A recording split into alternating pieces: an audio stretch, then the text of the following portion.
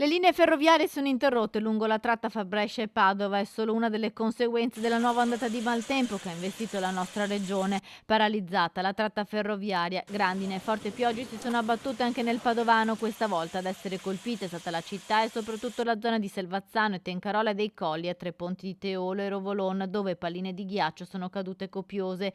Grandine anche a Cadoneghe, il comune che già aveva subito danni ingenti con la tempesta di mercoledì sera che ha danneggiato ben 150 alberi. I vigili del fuoco sono alle prese con interventi di rimozione di rami abbattuti dal vento, già 16 interventi eseguiti, altri 18 in fase di realizzazione anche nelle zone di Albignasego e Montegrotto. Intanto i comuni che nei giorni scorsi sono stati flagellati dal maltempo continuano la conta dei danni, come a Vigonza, dove il sindaco Gianmaria Boscaro ha inviato una nuova richiesta danni alla regione dopo la tromba d'aria di sabato. Ho inviato questa mattina una nuova lettera in regione facendo presente che dopo la grandinata abbiamo avuto un altro evento atmosferico con nuovi danni.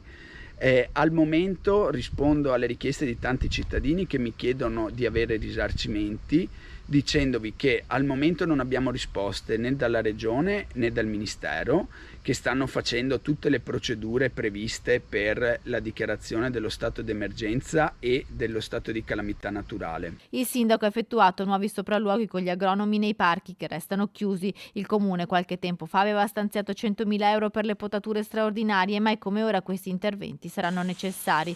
Oltre 300 invece i lampioni dell'illuminazione pubblica danneggiati.